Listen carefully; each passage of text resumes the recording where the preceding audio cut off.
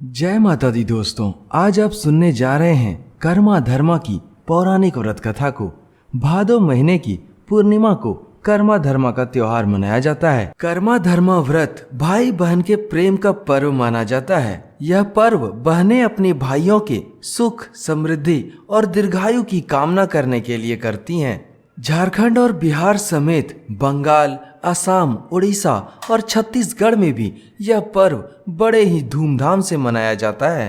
झारखंड की परंपरा के अनुसार जब धान की रोपाई हो जाती है तब यह पर्व मनाया जाता है। भाद्रपद महीने के शुक्ल पक्ष की एकादशी को मनाया जाने वाला यह पर्व भाई बहन के प्रेम और सद्भावना का प्रतीक है। इस दिन बहनें अपने भाइयों के सुख समृद्धि की कामना करती है। अब आप सुने कर्मा धर्मा की व्रत कथा को। एक गांव में कर्मा धर्मा नामक दो भाई रहा करते थे। वे दोनों बहुत गरीब थे। उनकी एक बहन थी जिसे वे बहुत प्यार करते थे। उनकी बहन भी उनसे बहुत ज्यादा प्यार और स्नेह करती थी। अपने भाइयों की रक्षा, सुख और समृद्धि के लिए वो कर्म देवता की पूजा किया करती थी। हर साल भादो महीने की पूर्णिमा पर वे लोग कर्म देवता की पूजा करते थे। इसके लिए वे कर्म पौधे को लगाया करते थे और उसके चारों ओर नाचते गाते उसकी पूजा किया करते थे। एक बार कुछ दुश्मनों ने कर्मा धर्मा पर हमला कर दिया। कर्मा धर्मा की बहन ने इस हमले से बचने के लिए कर्म देवता की आराधना करनी शुरू कर दी। इसके बाद कर्मा धर्मा और उसके दुश्मनों में काफी लड़ाई हुई। इस हमले में अपनी बहन को बचाने के लिए कर्मा धर्मा ने अपनी जान की बाजी लगा दी और दुश्मनों से अपने आप को और अपनी बहन को बचा लिया। उसके बाद से उसकी बहन कर्म देवता की और श्रद्धा और भक्ति के साथ पूजा आराधना करने लगी। कर्म देवता की कृपा से उनका जीवन खुशहाल हो गया और वे हर्षोल्लास के साथ अपना जीवन व्यतीत करने लगे। कुछ समय के बाद बड़ा भाई कर्मा काम के सिलसिले में परदेश चला गया। वहां पर जाकर उसने बहुत मेहनत की और अपनी मेहनत से वह काफी धनी भी हो गया। लेकिन इन कुछ वर्षों में वह अपने सारे रीति रिवाज भूल चुका था। जब वह धनी होकर वापस अपने गांव लौटा तो उसने देखा कि उसका छोटा भाई धर्मू और उसकी बहन कर्म वृक्ष के नीचे कर्म देवता की आराधना में लीन थे। उन्हें अपने बड़े भाई कर्मा के आने का कुछ भी पता ना चला, इसीलिए उन्होंने उसका कोई स्वागत नहीं किया और ना ही उसकी तरफ कुछ ध्यान दिया। वर्षों बाद लौटे कर्मा को उनके इस व्यवहार से बहुत ज्यादा क्रोध आया। उसने यह भी नहीं देखा कि वे लोग कर्म देवता की आराधना कर रहे हैं। क्रोधित होकर उसने कर्म वृक्ष को ही उखाड़ लिया और नदी में ले जाकर फेंक दिया। इस घटना के कुछ ही दिनों के बाद कर्मा अपना सारा धन जुए में हार गया। कर्मा धर्मा का जीवन कठिनाइयों से गुजरने लगा और धीरे धीरे उनकी भुखमरी की स्थिति हो गई। तब उनकी बहन ने उन्हें बताया कि कर्म देवता के अपमान के कारण उनकी यह दशा हुई है। अपने बड़े भाई कर्मा को उसने कहा कि तुमने कर्म वृक्ष को उखाड़कर नदी में फेंक दिया, जिसकी वजह से हमारी यह दुर्दशा हो गई है। इसलिए कृपया करके तुम वह कर्म वृक्ष वापस से ढूंढ कर लाओ और हम उसे फिर से विधि विधान के साथ रखेंगे और उसकी पूजा आराधना करेंगे। तब शायद हमारे कष्ट दूर हो जाएं। अपनी बहन के बताने के बाद दोनों भाई जंगल, पहाड़ और देश विदेश में घूमकर कर्म वृक्ष की तलाश करने लगे। एक दिन उन्हें वह कर्म वृक्ष नदी में तैरता हुआ मिला। कर्म वृक्ष को देखकर उनकी खुशी का ठिकाना ना रहा। उन्होंने जल्दी से उस वृक्ष को उठाया और अपने घर में ले आए। अपने घर में लाकर उन्होंने कर्म के वृक्ष को एक जगह पर स्थापित किया और बड़े ही विधि विधान के साथ उसकी पूजा आराधना करनी शुरू कर दी। देखते ही देखते भादो मास की पूर्णिमा तिथि आई। उस दिन उन्होंने बड़े ही विधि विधान के साथ कर्म देवता की पूजा अर्चना की और कर्म वृक्ष के पास बैठकर बड़े ही विधि विधान के साथ सारी पूजा विधि पूरी की। व्रत के प्रभाव और कर्म देवता के आशीर्वाद से उनका जीवन दोबारा से सुखमय हो गया।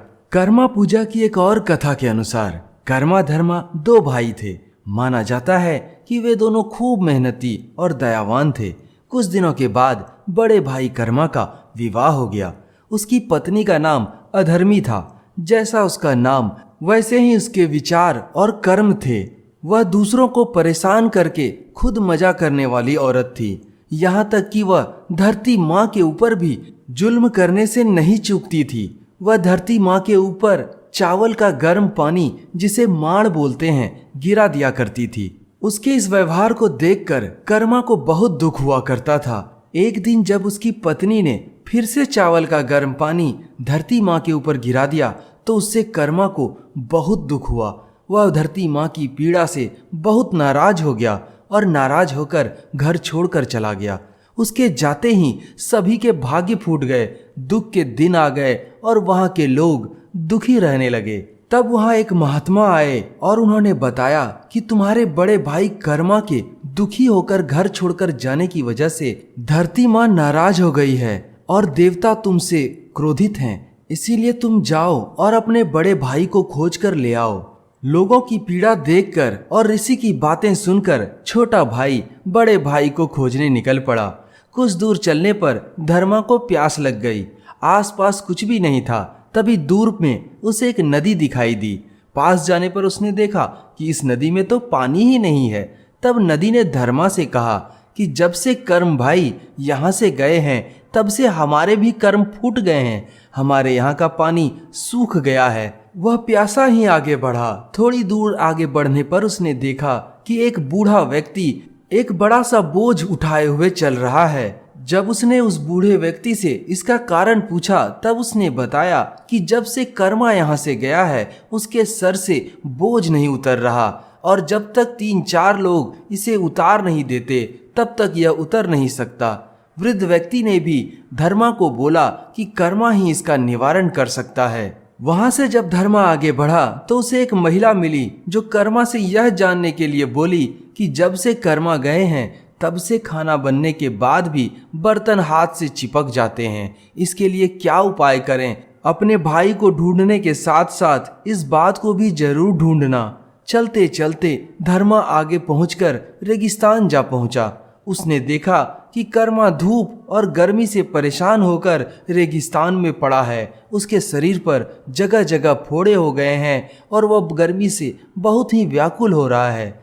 धर्मा से उसकी हालत देखी नहीं गई। उसने कर्मा से आग्रह किया कि वह घर वापस चले।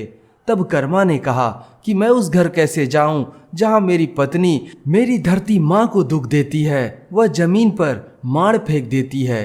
तब धर्मा ने उसे वचन दिया कि आज के बाद कोई भी महिला जमीन पर माड़ नहीं फेंकेगी, कृपया करके तुम मेरे साथ चलो। तब दोनों भाई घर की ओर वापस चल पड़े तो सबसे पहले वह महिला मिली। उससे कर्मा ने कहा कि तुमने किसी भूखे को खाना नहीं खिलाया था, इसीलिए तुम्हारे साथ ऐसा हो रहा है। आगे से कभी यदि तुम्हारे द्वार पर कोई भूखा व्यक्ति आए तो उसे बिना खाना खिलाए मत भेजना। आगे बढ़ने पर दोनों भाई नदी पर पहुंचे। तब नदी ने कहा कि कर्मा जब से तुम गए हो तब से मेरा पानी सूख गया है, इसका क्या कारण है और क्या इसका उपाय है? तब कर्मा ने कहा कि तुमने कभी किसी को पीने के लिए साफ पानी नहीं दिया।